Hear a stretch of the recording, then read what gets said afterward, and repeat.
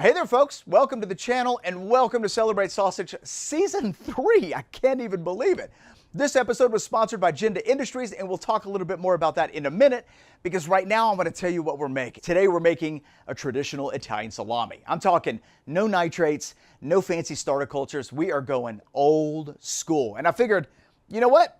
Let's lose the grinder, let's lose the stuffer and make this entire salami by hand the way they used to do it. Now I just want you to know that I already know how this episode's going to end, and it's a little bittersweet for me because I made a tiny little mistake during one of the steps that affected how the end product came out. The perfectionist side of me wanted to throw this sausage out the door and remake it for you guys. But before I started filming the show, I made a decision that if there were any sausage failures through this year's season, that we were going to keep them in the show because I want it to be real, I want it to be raw, and I want you guys to see that, you know, sometimes it doesn't always go according to plan. Truth be told, I didn't expect it to happen on episode 1. All right, let's make the traditional Italian salami. And as a fun game, I know we've got some eagle eyes out there. See if you can spot the mistake that I made through this process. And if you think you know what it is, leave it in the comment section below. We'll definitely be talking about it at the end of this video. Let's get started. All right, here we go. Let's look at our casings. We're going to be using some beef rounds from the sausage maker, 43 millimeter. It's going to take roughly about 6 weeks to be completed. I'm going to clean the salt off the casing both on the outside and the in, and then I'm going to put that casing in some fresh cold water for a few hours, right? That's going to soften up the casing. Now let's take a look at our spices. This is a very simply seasoned salami. We're just going to do salt, black pepper, a little fennel seed, a touch of sugar, and the sugar is going to help round out the flavors, balance out the salt a little bit, and then we're going to do some fresh garlic. All right, let's just go ahead and chop up the garlic. Garlic's such an important ingredient in this recipe because it naturally contains lots of lactic acid producing bacteria. So by adding fresh garlic to this recipe, we're going to be introducing really good bacteria. Next, we're going to add just a touch of wine, and we're going to pour that right in with the garlic. It's going to add beautiful flavor, excellent acidity, and you can find a recipe for this salami in the description box below, so be sure to check it out if you want to make this all-natural salami. All right, let's talk about sanitation. I'm using a sanitizer called iodophor.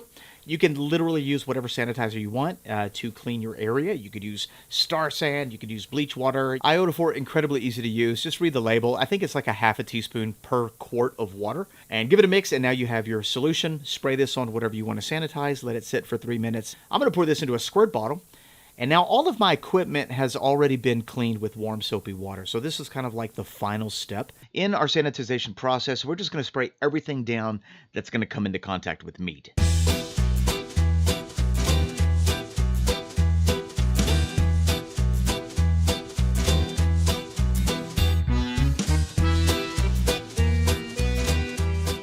And we are just about good. Now let's talk about the knife. Because we're not going to be using a grinder, it is important that your knife is razor sharp. It's just going to make this process a lot easier. And right now, my knife is quite dull. So let me show you how I put an edge on it. I'm using a guided sharpening system called Jigs by Agenda Industries, which happens to be the sponsor of today's video. If you're tired of using dull knives, you got to check out the link in the description box below. This guided sharpening system was crafted by a sharpener and built to last. I mean, the construction is solid stainless steel and allows even the most inexperienced sharpeners to get a razor sharp edge. So say goodbye to dull knives forever by picking up Agenda Jigs and all your sharpening accessories today. Click the link in the description box below and don't forget to use the coupon code 2GUYS at checkout for a sweet discount. All right, there you go. That's more like it. This knife is razor sharp. And you know a little trick you could do at home just to see how sharp your knife is? Grab a piece of paper and give it a cut with your knife, and it should cut like butter. All right, let's go ahead and get this sanitized. All we're going to do, give it a couple spritz with our sanitizer, and that's it. We're just going to let it sit for 3 minutes. All right, so now let's take a look at our meats. You can make your salami basically out of any combination of meat. I'm going to be using beef, pork fat, and pork shoulder. And what you need to know about the meat is that it needs to be ultra fresh. This was butchered yesterday. Ultra fresh, exactly what we're looking for. What I would stay away from is pre-ground meat or discount meat or pre-packaged meat, things like that. The longer meat sits out, the more bacteria it's going to acquire. And when you chop that up or grind that up, that bacteria gets incorporated into your meat, and that's not a good thing. So let's go ahead and chop this meat up and move on to the next step.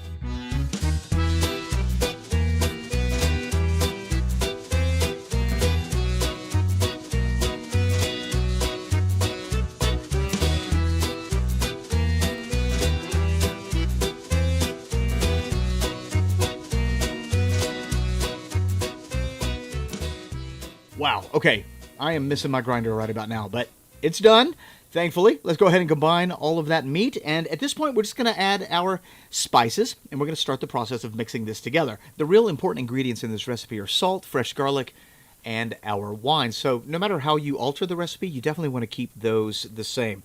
At this point, it actually is starting to smell really good. I know we got a long way to go, but you know, it's always encouraging when you get that first whiff of that meat and spices coming together. All right, so let's go ahead and mix it. I'm going to show you a little technique right here. It definitely makes the work a lot easier. With the palm of my hand, we're going to start at one end, and I'm just going to rub that meat down until I've finished with the entire loaf. In a minute, you'll also see me use my knuckles, which will achieve the same thing. We don't really need to worry too much about smearing the fat because although our meat is chilled, we didn't use a grinder. I mean, the fat is basically in small chunks. Right now, the temperature of this meat is roughly about 34 degrees Fahrenheit, and it's coming together beautifully. So there we go. Looks amazing. We've got a really nice sticky mass right there. Let's grab a handful and just see if it sticks to the bottom of our hand once we hold it upside down. And there it is. This is going to give us a really great bind on our salami. You don't want to move on to the next step until you've got that stage covered. Let's go ahead and get this into a casing. Now, remember, we're not using any equipment during the processing of this salami, so we're going to be stuffing this by hand. And just a small point of attention, when you're tying your casing for salami, give it the good old-fashioned bubble knot. And that's just to make sure that that salami meat doesn't, fall out while it's drying. And so I'm just going to flip that casing over the original knot that I tied, tie another knot, and we are good to go.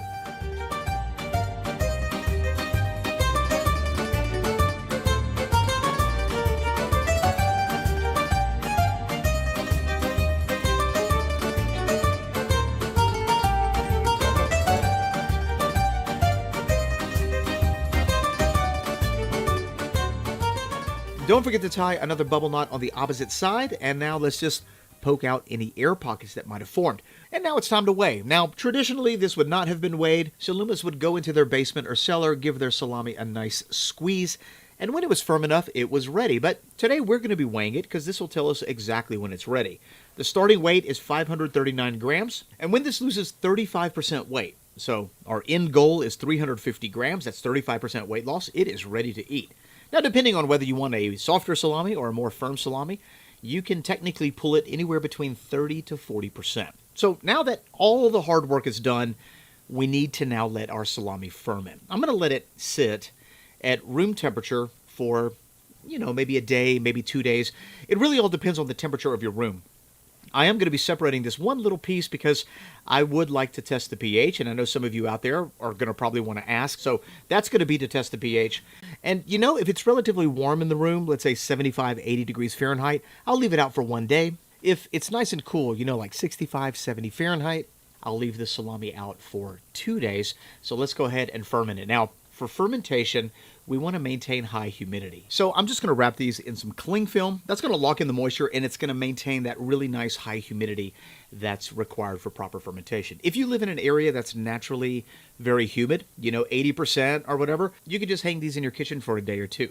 Not a big deal. All right, so let's go ahead and just wrap that up tight, and that's what that's going to look like. Our salami is ready to go. It's now going to sit on this counter. The temperature right now is about 72 Fahrenheit. So I'm going to let this ferment for 36 to 48 hours. I'm not too worried about it because natural fermentation is a lot slower than as if you were to add a starter culture. And so I'm thinking 36, 48 hours, and then we'll put it in the drying chamber, and it will actually continue to ferment there. All right, so just to recap, leave it at room temperature for 1 to 2 days, high humidity, and it's now 48 hours later, so let's go ahead and take a peek at our salami. There's a couple things that I could tell you right off the bat that are indicators of really good fermentation. First and foremost, the smell is going to be a very quick indicator. It should smell pleasant, slightly sweet, a little fermented, and this smells exactly like that. Another indicator is the texture. During proper fermentation, the texture is going to firm up as the pH drops, and this looks absolutely beautiful. Now remember, no nitrites, no starter culture, and let's go ahead and test the pH. This is a pH meter by Apera Instruments. Absolutely brilliant, and highly suggest getting one if you're going to get serious about making salami. This is just for personal curiosity. The safe zone is anything under 5.3, and it looks like the pH of our little mincemeat is 5.03, well under that safe zone. And truth be told, It wouldn't have mattered if it was a little bit higher because natural fermentation does happen a lot slower. And let me check just another part of this just to see if we're consistent. There we go. This is 5.05, 5.04. And so it looks like over the course of 48 hours, the natural bacteria in the garlic, in our hands, that wine helped to acidify the meat just a little bit, and our pH is exactly where it needs to be. So, but if your pH isn't, don't worry about it.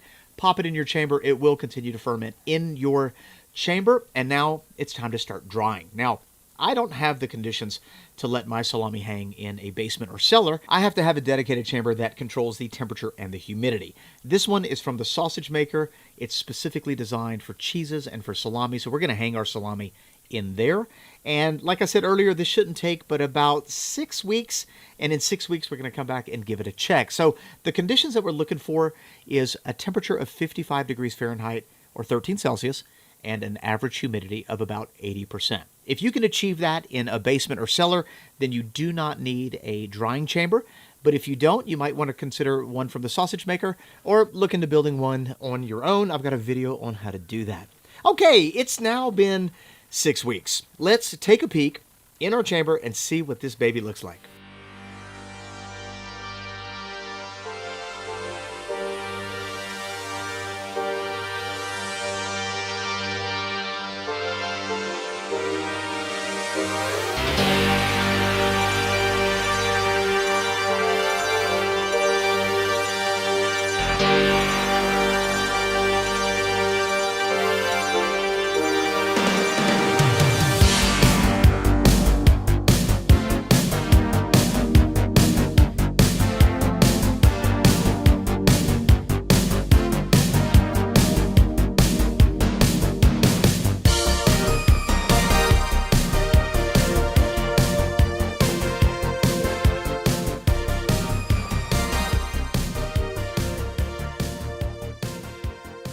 There we go, our traditional Italian salami. It smells great.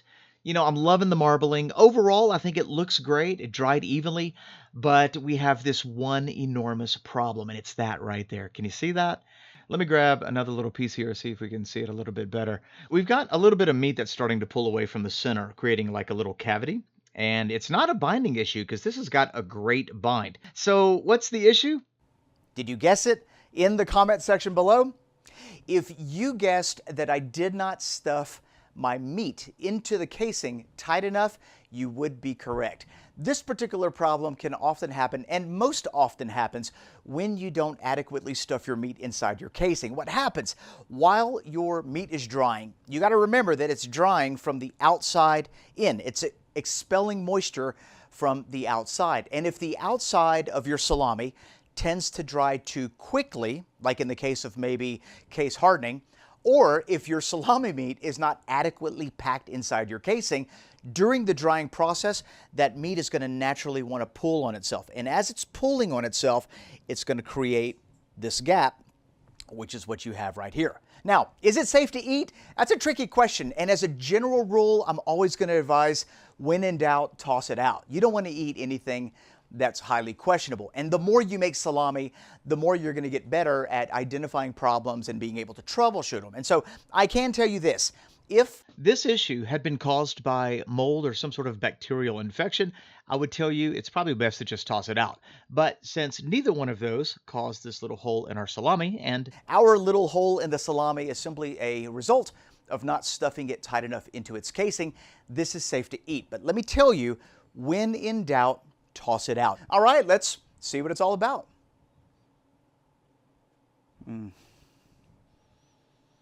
That smells wonderful. You got the fennel, very simply seasoned, a little bit of that garlic coming through. Oh, golly.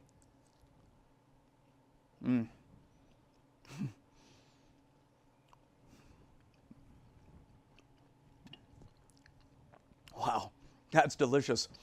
The wine is very, very subtle. There's so much going on in this salami. I mean, the flavor is incredible. The garlic and the fennel are pronounced. The fat is very, very creamy, absolutely delicious. What's interesting about salami like this is that it tends to take on a completely different flavor profile. Yours is going to definitely taste slightly different than mine because I'm using bacteria that's local to where I'm at, that's very natural, and where you live, it's going to be completely different. Welcome to Celebrate Sausage, folks. This is what it's all about. I'm glad you could be here. We've got a new video every day this month, so be sure to subscribe if you're not already subscribed to the channel. Thanks again.